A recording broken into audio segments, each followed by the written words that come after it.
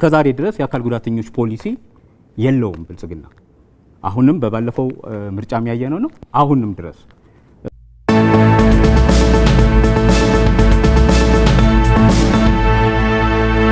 የፖለቲካ ፓርቲዎች ለሀገራቸውና ለሕዝባቸው ያላቸውን አርቆ አስተዋይነት የሚለካው በንግግራቸው ማማር ወይም በደጋፊዎቻቸው ብዛት አይደለም። ይልቁንም ፓርቲዎች የሚለኩት አካታች በሆነው ርዕዮተ ዓለማቸውና ሁሉን ዜጋ የልብ ትርታ ባካተተው ፖሊሲያቸው ብስለትና ጥንካሬ እንጂ። ዛሬ የፖለቲካ መሪዎቻችን ታላቅ የቤት ስራ የምንሰጥበት፣ የህሊና ዳኝነት የምንጠይቅበት መድረክ ነው። ክቡራትና ክቡራን፣ የመሪነት ጥበብ መለኪያው በማህበረሰባችን ውስጥ ለዘመናት የዳበረ ድርና ማግ አስተሳሰብን አስተሳስሮ መሸመን መቻል ነው። በዚህ የሽመና ጥበብ ውስጥ ደግሞ 3 የማይናወጹ ምሰሶች አሉ። የመጀመሪያውና ቀዳሚው የሴቶች ሁለንተናዊ ተሳትፎና ተጠቃሚነትን ለማረጋገጥ ፓርቲዎች ምን አይነት የፖለቲካ አማራጮችን ይዘው መጥተዋል የሚለው ነው። ሁለተኛው ደግሞ የአካል ጉዳተኞች ሁለንተናዊ ተሳትፎና ተጠቃሚነት ነው። የፖለቲካ ፓርቲዎች የአካል ጉዳተኞችን ልዩ ተሰጥኦና አቅም ወደ ሀገራዊ ምርታማነት ለመቀየር ምን አይነት የፖለቲካ ፕሮግራሞችን ቀርጸዋል? ሶስተኛውና የመጨረሻው ጉዳይ ደግሞ የፖለቲካ ፓርቲዎች ፓርቲያቸው ለአረጋውያን ድጋፍ ለሚሹ የህብረተሰብ ክፍሎች የሚሰጠው ክብርና ዋስትናን የሚመለከት ነው። ተፎካካሪ ፓርቲዎች በዚህ መድረክ ላይ ከጉንጭ አልፋ የፓርቲ ማኒፌስቶ የተሻገረ የተግባር የቃል ኪዳን ምልክታቸውን የሚያሳዩበት፣ ፖሊሲዎቻቸው በዝርዝር የሚያቀርቡበት፣ የሚጠይቁበት ጊዜ ነው። ፓርቲዎች ከሌሎች ፓርቲዎች የሚለዩበትን መሰረታዊ ጉዳይ ያስተዋውቃሉ። በሌሎች የፖለቲካ ፓርቲዎች ላይ ያላቸውን ትችት ያቀርባሉ፣ ይጠይቃሉ። የኢትዮጵያ ዜጎች ለማህበራዊ ፍትህ ኢዜማ ፓርቲ በአካታች ማህበራዊ ጉዳይ ላይ ያለውን ልዩነት በግልጽ ያስቀምጣል። የሌሎች የፖለቲካ ፓርቲዎችን የፖለቲካ ፕሮግራም መተቸት ይችላል፣ ጥያቄዎችን ማቅረብ ይቻላል። 10 ደቂቃ ጊዜ ያላችሁ መቀጠል ይችላሉ። ፓርቲያችን አካታችነትን የሚያይበት መንገድ ወይም አግባብ እንደተጠቀሰው ለፖለቲካ ትርፍ ሳይሆን አካታችነት የሀገር ህልውና መሰረት ነው ብሎ በማመን ጭምር ነው። በዋናነትም አካል ጉዳተኞች ሴቶችና ወጣቶችን በፖለቲካ ውስጥ ማሳተፍ የዕለት የጊዜያዊ የፖለቲካ መጠቀሚያ ሳይሆን የሰብአዊ መብትም ኢሹ ስለሆነ ነው። ማህበራዊ ወይም አካታች ልማትን ለማምጣት አግላይ የሆነውን በብሔር ማንነት ላይ የተመሰረተው ፖለቲካ እነኚህን ማህበረሰቦች ሲያገል የኖረውን አስተሳሰብ አውጥቶ በእውነት በዜግነት ላይ ቆሞ ማንነትን ሳይሆን ዜግነትን መሰረት ያደረገውን የኢዜማን ፕሮግራም ፓርቲው ከተመሰረተ ጀምሮ ሲጠቀምበት ሲመራበት የነበረው ነው። ይሄ ደግሞ ለይስሙላ ለፖለቲካ ትርፍ ብለን የምናደርገው አይደለም፣ በተግባር የተፈተነ ነው። ባለፉት 5 ዓመታት ማንም ያላደረገውን ብቸኛው ፓርቲ ለአካል ጉዳተኞች ተደራሽ የሆነ የፖለቲካ ፕሮግራሙን በብሬል ያዘጋጀ በእጩ ማቅረብም የዛሬ 5 ዓመትም በነበረው ምርጫ ላይ ከፓርቲው ከብልጽግናም በተሻለ አካል ጉዳተኞችን በምርጫው ሲያሳተፈ አሁንም በአመራርነት ላይ አካል ጉዳተኞች የመሪነት ሚናቸውን እንዲጫወቱ ያደረገ፣ ሴቶችን በአመራር ውስጥ በኮታ ያስቀመጠ፣ ወጣቶችም የሀገር ተረካቢ ሳይሆኑ የሀገር ባለቤት ናቸው ብሎ የሚያምን አካታችነት የጊዜያዊ ጉዳይ አይደለም። በተግባርም ባለፉት ጊዜያቶች እያየነው ነው። አሁንም በማኒፌስቶአችን በግልጽ ስናሳየው እንደነበረው ወይም ደግሞ እንደጠቀስነው የአካታችነት መርህ አንዱ መሰረታችን ነው። ስለዚህ በዚህ ላይ አካታችነት ሴቶችን፣ ወጣቶችና አካል ጉዳተኞችን ማካተት አንደኛ የሰብአዊ መብት ጉዳይ ነው። ሰብአዊ መብታቸውም ነው። የቻሪቲ ሞዴል አይደለም። ቅድም በብልጽግና ሲጠቀስ እንደነበረው ድጋፍ አድርገንላቸዋል፣ ለደካሞች ቤት ሰርተንላቸዋል፣ አካል ጉዳተኞችን አድርገናል ሳይሆን ሰብአዊ መብታቸው ሊከበርላቸው በሚያስችል አግባብ በትክክል አካታች ሆነው ተሳትፏቸው በሚጎለብትበት በስራ እድል የሚያገኙበት ድጋፍ የሚያገኙበትን እድል መፍጠር ነው በዋናነት። እስከዛሬ ድረስ የአካል ጉዳተኞች ፖሊሲ የለውም ብልጽግና። አሁንም በባለፈው ምርጫ የሚያየነው ነው። አሁንም ድረስ የተወሰናችሁ ፓርቲዎች ስታነሱ እንሰማለን። አሁን ፖሊሲ አዘጋጅተናል ይላል። ግን በተግባር የአካል ጉዳተኞች ፖሊሲ ምን ያህል ነው? በተግባር ጀንደር ፖሊሲያችሁ ሴቶችን በምን ያህል መንገድ ያካትታል? ይህንን በግልጽ እንድታወጡ ያስፈልጋል። ሌሎችም እንደዚሁ በማህበራዊ ፍትህ እጦት ውስጥ ያሉ የተገለሉ ማህበረሰቦችንም ጭምር እኩል የሀገር ባለቤት የሚያደርግ እንቅስቃሴ ማድረጋችሁን በተግባር ማሳየት ያስፈልጋል። ኢዜማ ብቸኛው ፓርቲ ነው እንላለን። አካል ጉዳተኞች፣ ሴቶች፣ ወጣቶች በመሪነት ሚናቸውን እንዲጫወቱ ራሱን የቻለ ፖሊሲ እንዲኖራቸው ያደረገ በቀጣይም ይህንኑ የሚተገበር መሆኑን የሚገልጽ ፓርቲ ስለሆነ ኢዜማን መምረጥ የአካታችነት መሰረትን ወይም ደግሞ አካታችነት ምሰሶ የሆነውን የሀገር አለኝታ የሆኑትን ሴቶችን፣ ወጣቶችና አካል ጉዳተኞችን ማካተት ስለሆነ ኢዜማ ተግባራዊ ፓርቲ ነው። ስለዚህ እናንተ ተግባራዊ የሆነውን ፖሊሲያችሁን አሳዩን፣ አካታችነታችሁን በተግባር አሳዩን የሚል ጥያቄ ያነሳና የተቀረውን ደቂቃ እህቴ ትጨምርበታለች። ከዚህ ጋር ተያይዞ ያሉት ቅድም በመግቢያ መግለጽ እንደፈለኩት 51% የሚሆነው የሴቶች 20% የሚሆነው አካል ጉዳተኛ 70% የሚሆነው ወጣቶችን ያማከለ በንጽጽር ብንከፍለው አሁን ሀገራችን በምትከተለው የፖለቲካ ስርዓት ብንከፍለው እያንዳንዳቸው የአንድ ትልልቅ ብሔሮችን የኮታ ቁጥር የሚይዙ ሆነው ሳለ ነገር ግን እስከ ዛሬ ድረስ እነዚህ የልማት አለመሳተፋቸው ሀገራችን ኢትዮጵያን ወደ ኋላ አስቀርቷታል ብለን ከምንተችበት አንዱ ግባችን ሊሆን ይችላል። ይህ ቁጥር ማህበረሰቡ በፖለቲካው በሀገሩ ያለውን የመብት ጥያቄ ኢኮኖሚያዊ ተጠቃሚነት መልስ ሳያገኝ አካታችነትን ወይ ሀገር ብልጽግናን ወደፊት አራምዳለው ብሎ ማለት እንደኛ እሳቤ እንደ ፓርቲያችን እሳቤ የሞኝነት እይታ የሚመስል አይነት ሁኔታ ነው ያለው።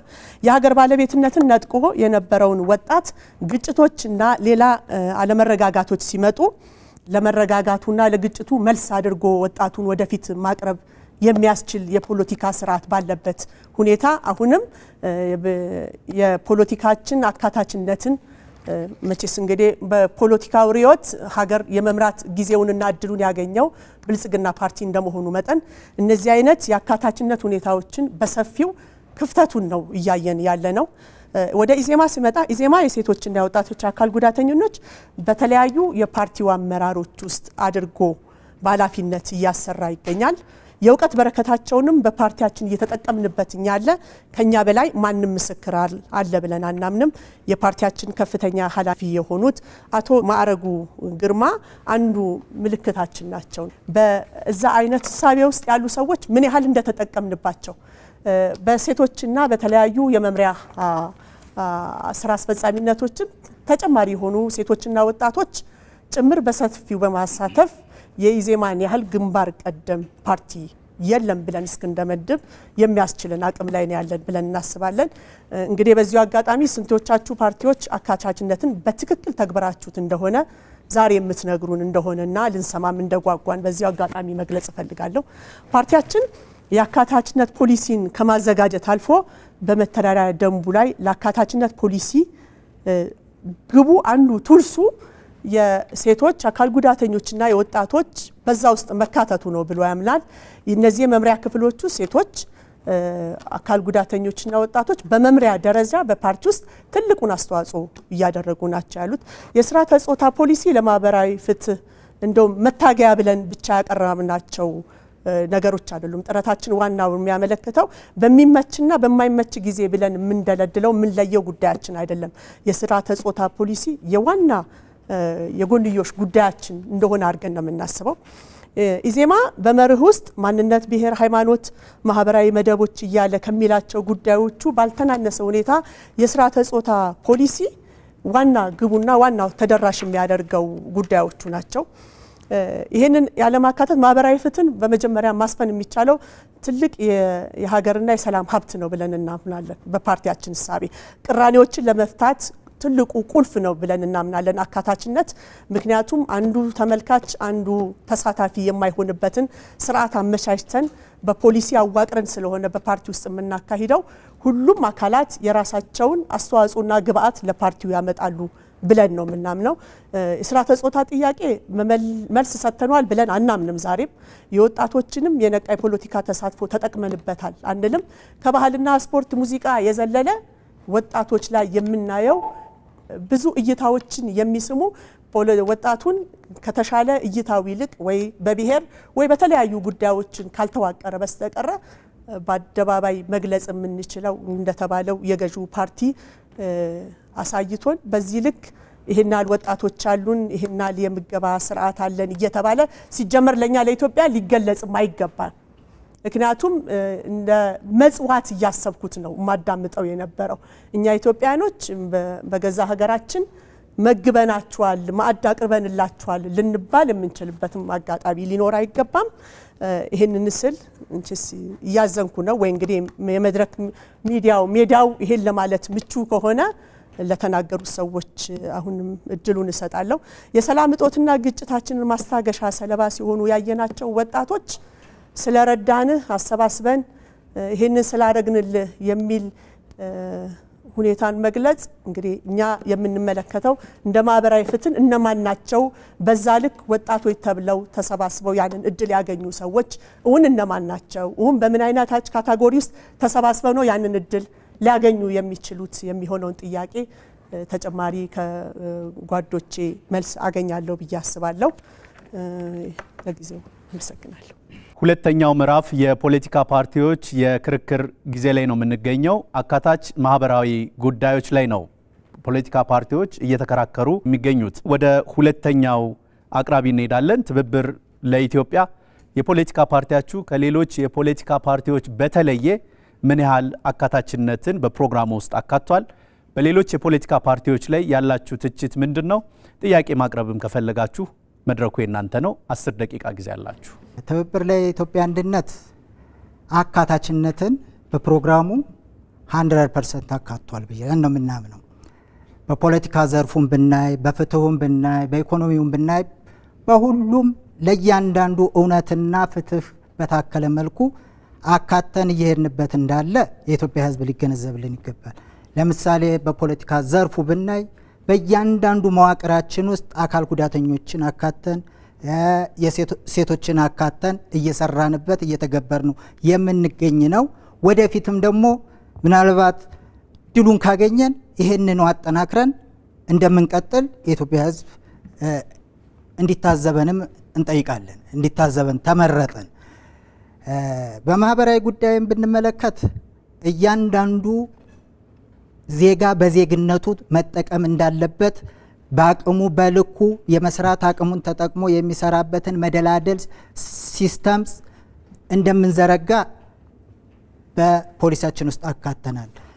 ለምሳሌ አሁን መሰረተ ልማቶችን እናያለን።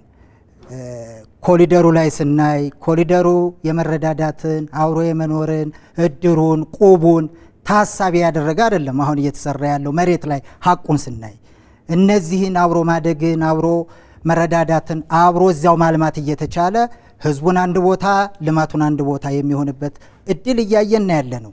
ስለዚህ ማህበራዊ ቀውስ እየመጣ ነው እንጂ ማህበራዊ ፍትህን ማህበራዊ አካታችንን እየአሰፈን እንዳልሆነ የሚታይ ሀቅ አለ።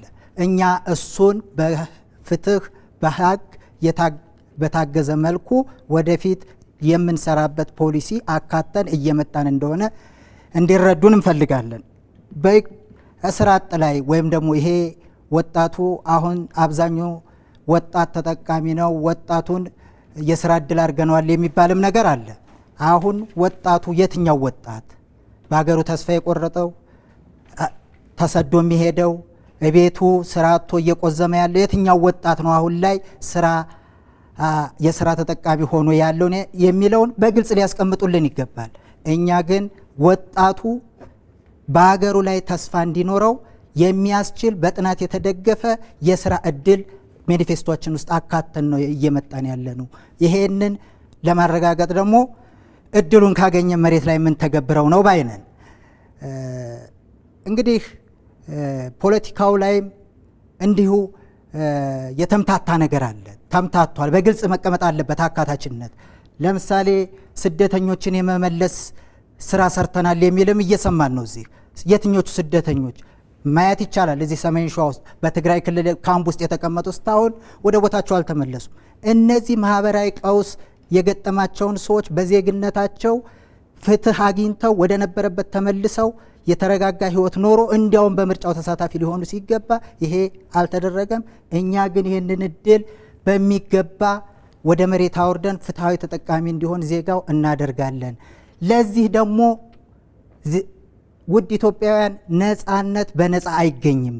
ለዚህ ደግሞ ምርጫ ካርድ ወስዶ እያንዳንዱ ዜጋ ለምርጫ የደረሰ ሁሉ ይህንን ክርክር ሰምቶ ፍትሃዊ ብያኔ ሲሰጠን ነፃነትን በሚፈልገው ፍትህን፣ ሰላምን፣ እኩልነትን የማስፈን እድሉን ህዝቡ በካርዱ እንዲያረጋግጥ ለህዝቡም ይህንን መልእክት ማስተላለፍ እንፈልጋለን።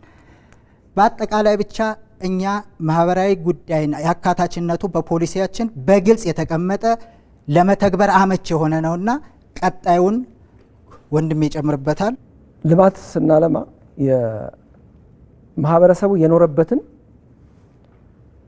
ባህሉን፣ ወጉን፣ አጠቃላይ ማህበራዊ ህይወቱን እንደጠበቀ ባለበት ሳይፈናቀል ይህንን ታሳቢ ያደረገ በቦታው ላይ እንዲኖር አድርጎ መገንባት ሲገባው አሁን እያየን ያለ ነው። በጣም እጅግ በጣም በሚያሳስብ እጅግ በጣም ተስፋ በሚያስቆርጥ ሁኔታ ብዙ በተለይ ወጣቱ ሰርቶ ሮጦ አዲስ አካባቢዎችን ተላምዶ መኖር ይችላል። ወደ አባቶቻችንና እናቶቻችን ስንመጣ ግን የኖሩበትን ማህበራዊ ህይወት በአንድ ጀንበር ወይም ደግሞ በአንድ ሳምንት አናግቶ አፈናቅሎ ለከፍተኛ የሆነ ድብርት የሚዳርግ የኢኮኖሚ ልማት እየተሰራ ይሄ ሰው ኢኮኖሚን ሲያለማ ለሰው ነው የሚያለማው። አሁን እያየን ያለነው ግን ብናለማ እንኳን ሰዎች ተጠቃሚ እየሆኑበት አይደለም። ልማቱ ለምቷል ሌላ ጥያቄ ነው። ቢለማ እንኳን ሰዎች እየተጠቀሙበት አይደለም። ስለዚህ ብልጽግና ሲያቀርበው የነበረው ነገር የደካሞችን ቤት ገንብተን ደካሞችን እየጦርን እየተንከባከብን የሚል ሀረግ ሲያስገባ አይቻለሁ በመግቢያቸው ላይ። እውነት ነው እንደዚህ እየተደረገ ነው ያለው። ለምሳሌ ለታይታ የሆነ ዶማ ይዘው ያረጁ ቤቶችን አፍርሰው ፎቶ ሲነሱ ያየነው ነገር አለ። ከዛ በኋላ እነዛ ሰዎች የት ነው የገቡት? አሁን እነዛ ቤታቸው የፈረሰባቸው ሰዎች የት ፈርሶ ተገንብቶላቸው ገቡ የተባሉ ሰዎች ዛሬ ያሉበት ህይወት ምን ይመስላል? ለምሳሌ እንደ ዙሪያ ጥበቃ ዙሪያውን ተበትነው ነው ያሉት እና እውነት አካባቢያቸው ላይ መኖር አቅቷቸው ካሉበት አካባቢ ሌላ ቦታ እየሄዱ እየለመኑ እየተመለሱ ያሉ አባቶችና እናቶች የሉም በዚህ ሰዓት? ስንቶቻችን ይህንን ነገር ከግንዛቤ ከግምት አስገብተናል? መለመን ነውር የሆነበት አባት ቤቱ ቁጭ ብሎ በረሃብ እየሞተ እንዳለ አሁን በዚህ ሰዓት አናቅም? ለማን ነው አሁን ልማቱ እየለማ ያለው? ለማን ነው? እውነት ለመናገር ብልጽግና ይሄንን ሞራል አግኝቶ እዚህ ጋር ይሄን መናገሩ በራሱ በጣም ይገርመኛል። እንደ ግለሰብ እንደ ፓርቲ ወደ ትብብር ለኢትዮጵያ አንድነት ስንመጣ አብረን ነው የምንኖረው። ማህበረሰብ ውስጥ አብረን ነው የምንኖረው። በደንብ እናየዋለን። ይሄንን የምንኖረውን የስቃይ ኑሮ በጋራ መቀየር ነው ዋናው መነሻችንና ትልቁ ዓላማችን። በጋራ ይቀየራል፣ በጋራ እንኖርበታለን። ስደተኛው በጣም በሚያሳዝን ሁኔታ ከዚህ ቀደም አንድ ክርክር ላይ የኢኮኖሚ ክርክር ላይ ነበርና ከብልጽግና የቀረበ አንድ በጣም የሚያስደነግጥ ሀሳብ 500,000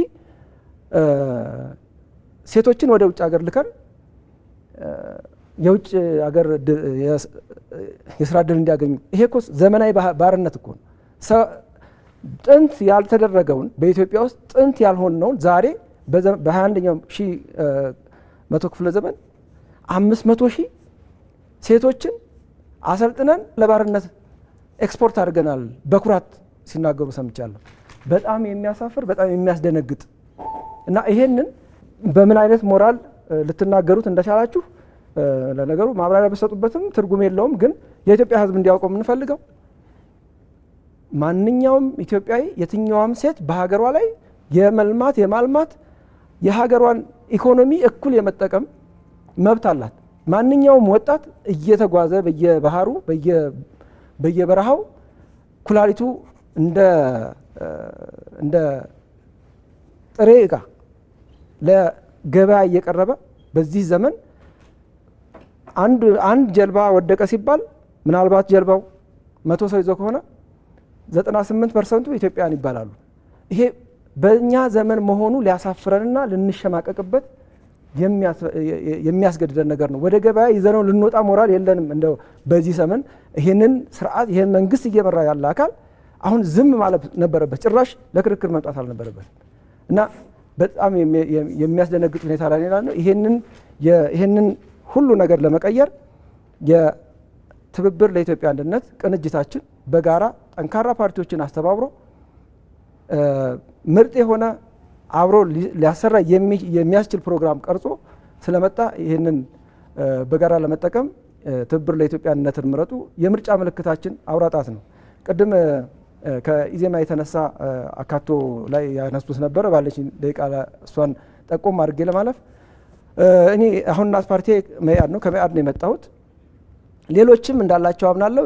በጋራ እያቀናጀ ነው ፕሮግራማችንን ፕሮግራምና ማኒፌስቶ እንዲሁም መተዳደሪያ ደንባችንን በብሬል ሁሉም እንዲጠቀሙ አድርገን በብሬል ተቀርጾ በሸልፍ ላይ ያለ እሱን ማንም ሰው እየመጣ እያየ መጠቀም ይችላል። ሰባተኛው ጠቅላላ ምርጫ የፖለቲካ ፓርቲዎች የክርክር ጊዜ ላይ ናችሁ። የኢትዮጵያ ብሮድካስቲንግ ኮርፖሬሽን ይህንን የሀሳብ ገበያ ክፍት ሲያደርግ የፖለቲካ ፓርቲዎች አለን የሚሉትን አማራጭ ሀሳብ ለመሸጥ ይመቻቸው ዘንድ ነው። ክቡራን ተመልካቾቻችን እናንተም የፖለቲካ ፓርቲዎች የሚያቀርቧቸውን አማራጭ ሀሳቦች አዳምጣችሁ ተመልክታችሁ ነገ ለምትሰጡት ድምፅ መነሻ የሆናችሁ ዘንድ ይህንን ፕሮግራም አዘጋጅተናል። እንቀጥላለን። ሶስተኛው የሁለተኛው ምዕራፍ አቅራቢ የኢትዮጵያ ሶሻል ዲሞክራቲክ ፓርቲ ኢሶዴፓ ነው። 10 ደቂቃዎች አሏችሁ። ፓርቲያችሁ ከሌሎች የፖለቲካ ፓርቲዎች የሚለይበትን ግልጽ ፕሮግራም፣ በሌሎች ፓርቲዎች ፕሮግራሞች ላይ ያላችሁን ትችትና ጥያቄዎች ማቅረብ ይችላሉ። መድረኩ የናንተ። አመሰግናለሁ።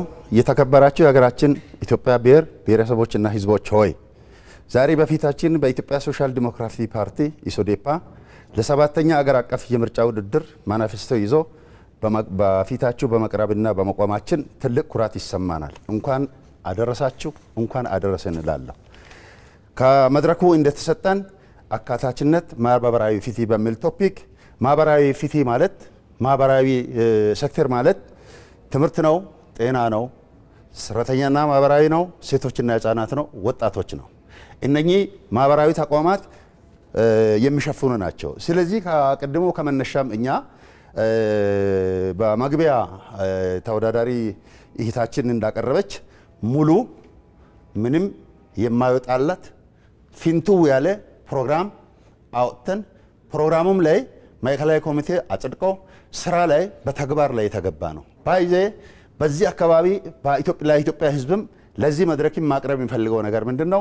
አካታችነትን እኛ ዛሬ አይደለም ፖለቲካ ልምድን የጀመርነው 1983 ዓመት ኢህአዴግ አገሪቱን ሲቆጣጠር 1984 ዓመተ ምህረት ላይ የመጀመሪያ ከነበረው ስርዓት ጋር ልዩነታችን ይሄ ነው። እዚህ ላይ ነው አንዱ በአካቶ አገራችንን እንዴት እንመራለን፣ ሁለተኛው የትምህርት ፖሊሲ፣ ሶስተኛው የአንቀጽ 39 የብሔር ብሔረሰቦች መብት ማከበር እስከ መገንጠሉ ወጥቶ ማከበሩ ይውጣ። አገራችን ህብረ ብሔራዊ አገር ስለሆነች አደጋ ታመጣለች። አራተኛ ዛሬ በመንግስት ደፋ ቀና እያለ ያለው የባህር በር ጉዳይ ነው።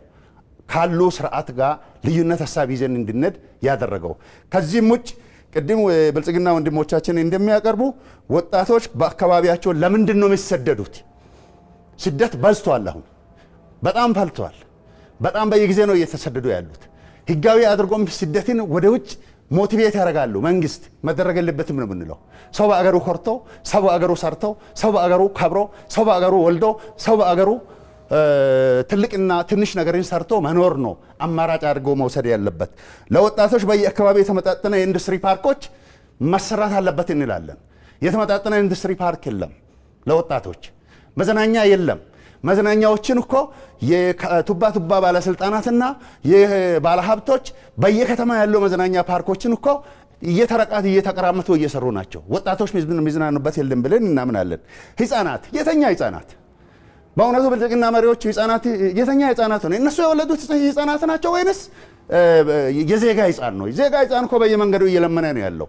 በየመንገዱ በየስርቻ እኮ ይሄ ምንድነው ምን እንትን እየሳባ ነው ያለው። በየጎዳና እየተዳደረ ነው ያለው። እነኚህ ህፃናት እኮ ይሄን አይል ማአት ህፃናት ሲለምኑ እንዳላዩ ሰው ሆኖ ነው ወደ ቤታቸው የሚመለሱት። ምክንያቱም ዜጋ መቅረጽ ከልጅነት ነው። ዜጋን መቅረጽ ከህፃንነት ነው።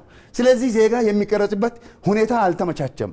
ስርዓቱ የትምህርት ስርዓቱ ካደረሰው በደል የተነሳ የትምህርት ስርዓቱ አጠቃላይ በኢትዮጵያ ውስጥ እየተሰጠ ያለው የትምህርት ስርዓት እኛ ዜጋ ገዳይ ስርዓት ነው ብልን ነው ከዚህ በፊትም እኮ ስንናገር ነበር ነው።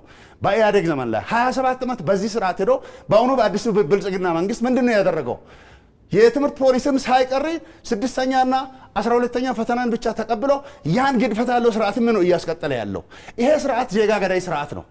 ዜጋ ገዳይ ስርዓትነትን ደግሞ በተጨባጭ የሚሆኑ መረጃዎችን ይዘን ነው እየደነለው። ከዚህ ከትምህርት ስርዓቱ ብልሽት የተነሳ ዜጎች በትምህርት ላይ መቀጠል ስላልቻሉ በእግር በየብስ በአየር በተለያዩ ነገር ይወጣሉ። በዚህ ጉዳይ ላይም ትክክለኛ የሆነ ምላሽ አልተሰጠም ነው እያልን ያለ ነው። የወጣቶች የመዝናኛ ፓርኮች በአረጋውያንና አካል ጉዳተኞች ይሄ ማህበረሰብ በትክክለኛ መረዳት አለብን የሚለውን በፕሮግራማችን ላይ እኛ አስቀምጠናል። ዲዛይን ያደርገው መከራከሪያ የምንለው ቅድም ከኢዜማ እየቀረበ ያለው የማመጻደቅ ጉዳይ የማንንም ውስጥ ሳያውቁ ሌላውን መኮንን አስፈላጊ አይደለም። እኛ እንደ ሶዴፓ ምንለው በብልጽግና የሚሆን በሌላ ፓርቲ የተሰራ መልካም ነገር መልካም ነው፣ መጥፎ ነገር ውስንነት ያለው ነገር ውስንነት ነው። ውስንነቱ ላይ ኢትዮጵያ ዜጎች ነን። እቺ ሀገር የአንድ ኢትዮጵያ የአንድ መንግስት ብቻ አይደለም። አገሪቱን እየመራ ያለው መንግስት አይደለም፣ የኢትዮጵያውያን ነው። እቺ ሀገር ደግሞ አንድ ሀገር ናት። እቿም ኢትዮጵያ ናት። እዚች ኢትዮጵያ ላይ ማንም እንደፈለገ ይጠልዛል፣ እንደፈለገ ይሸኛል፣ እንደፈለገ ይጎዛል። የሚጠልዙ ጠልዞ በተወሰነ ጊዜ ተጠልዞ ይወጣሉ። ኢትዮጵያ ግን አለን፣ ከኛ ጋር ነው ያለው። ስለዚህ ሌላን የምንኮንንበት አማራጭ ሀሳብን የምናመጣበትን የራስን ዳጀስት አድርጎ ስርዓት ያለው ነገር ላይ እኔ ከዚህ በፊት በተደረጉ ክርክሮችም ላይ ታዝብ ያለው የታዘብኳቸው ነገሮች አሉ። የተሰሩ ነገሮች በብልጽግና የተሰራው ነገር ለኢትዮጵያውያን ነው የተሰራው። ተሰርቷል፣ ይሄ ቀርቷል የሚባለው ኦልተርኔቲቭ ሀሳብ ይዘን ነው መቅረብ ያለብንና እዚህ አካባቢ ላይ ያለው የአካል ጉዳተኞች አካል ጉዳተኛነት በተፈጥሮ የሚመጣ ነው፣ በሰው ሰራሽ አደጋ የሚመጣ ነው፣ በሁኔታዎች የሚመጣ ነው። ለእነኚህ ነገሮች ልዩ እንክብካቤ ሊደረግ ይገባል። ሴቶች ልዩ እንክብካቤ ቅድም የተከበሩ ሚኒስትር እዚህ ሲያቀርቡ ጤናውን በጣም አልጋ በአልጋ የሆነ ነው። በእውነት በየቤቱ እኮ ሕክምና አጣ የምትሞተው ህፃን በገጠሩ ላይ ምናልባት ከተማ ላይ አዲስ አበባ ላይ ስላሉ ወርዶ ስላላዩ ሊሆን ይችላል። እኔ እውነት እንነጋገር እኮ አንድ አምቡላንስ በወረዳ ተመድቦ ያቺ አምቡላንስ እኮ መቼም እንደሚወልዱ የማያውቁ የወረዳ ካቢኔዎች እኮ ይመላለሳሉ። ህገወጥ መሳሪያ እኮ በአምቡላንሱ ነው የሚሰራ። ጫት ንግድ እኮ በአምቡላንሱ ነው የሚሰራ። ስለዚህ ገጠር መድኃኒቶች ቤት ላይ መድኃኒት የለም፣ ግላብ የለም፣ መርፌ የለም፣ መድኃኒት ምንም ነገር የለም። ባዶ ነገር ነው ያለው። ከዛ ነው የመጣ ነው። ከህብረተሰብ መሃል ውስጥ ነው የመጣ ነው። እያየነው ነው። ሆስፒታሎች ላይ ስንሄድ ለሌላ በሽታ ሊታከም ሄዶ በሽታ ሸክመው ነው የሚመጣ። የንጽህና ጉድለቱ፣ የመድኃኒት ችግሩ። መድኃኒት ዛሬ ጠዋት ይገባል፣ መንግስት ከዛሬ ጠዋት ይገባል። ከሰዓት በኋላ በግል ፋርማሲ ነው የሚገኘው። ስለዚህ በእንዲህ አይነት እነዛ ዜጎችን ተጠቃሚ አድርገናል ብለን የምንናገረው አግባብ አይደለም። ስለዚህ እኛ በመሆኑ እኔ አንድ ነገር በዚህ አጋጣሚም ለተከበሩ ሚኒስቴሮቻችንም የሚያቀርበው ነገር አለ። ጤና የጠራ ፖሊሲ አለ ወይ? ትምህርትስ የጠራ ፖሊሲ አለ ወይ? የማን ፖሊሲ ነው እያራመድን ያለ ነው? ባይዘ እኮ በአገራችን በአሁኑ ሰዓት ላይ ትምህርት ከወገብ በታች ተቆርጧል። ለምንድን ነው የተቆረጠው? የማን ነገር ፖሊሲ እንደሆነ እናቅም። ከዛም ቅንጅብ ተደርጎ የተመጣ ጉዳይ ነው። ስለዚህ በዚህ ጉዳይ ላይ የትምህርት ስብራቱ ያጋጠመው ዜጋ አገሩ ላይ መኖር አልቻለም። ዛሬ እዚህ መድረክ ላይ ቆመን አገር ሰላም ስለሆነ የባልተን ስለመጣን ነው እዚህ የምንቆመው። ከእጅ ወዲያ እኮ መብላት ያልቻሉ ህፃናት አሉ። እነኚህን ህፃናቶች በሚገባ ማስተካከል አለብን የሚል ሀሳብ ካስቀመጥኩ በኋላ አጠቃላይ ማህበራዊ ዘርፍ አንዱ ስለሆነ ትምህርት ወሳኝ ስለሆነ ፒላር ስለሆነ ትምህርቱ ማለት የትምህርት ስርዓቱ በአሁኑ ሰዓት ላይ በአገሪቱ ላይ እንደ ኢሶዴፓ የምናስበው በአገሪቱን ኢኮኖሚ፣ ፖለቲካዊ፣ ማህበራዊ እድገትን የሚያፋጥን ዓለም አቀፋዊ አገር አቀፋዊ ይዘት ያለውን ትምህርት ፖሊሲ እንቀርጻለን። በዚህ ፖሊሲ ሲስቴም ውስጥ ህፃናት ይማራሉ፣ አረጋውያን ይማራሉ። በዚህ ሲስተም ውስጥ ትምህርት ያልደረሱት ይማራሉ። አቅም ያለው ትምህርት ካገኘ ፓይለት የሚሆነው ኢንጂነር የሚሆነው ዶክተር የሚሆነው ነገ ትምህርት ላይ የተጠናከረ ትምህርት የተማረው አካል ነው። ስለዚህ የስርዓተ ትምህርቱም ዓለም አቀፋዊ አገር አቀፋዊ ተጨባጭን ባገናዘበ መልኩ እንዲቀረጥ እናደርጋለን እንላለን።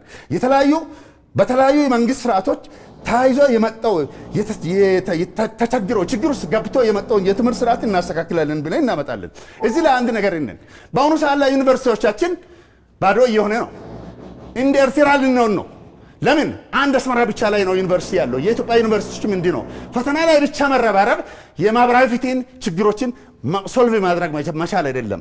ስለዚህ ትምህርት ስርዓቱ ላይ ችግር አለ እና በዚሁ ላይ ደግሞ አንድ ለመናገር የምፈልገው ነገር አለ።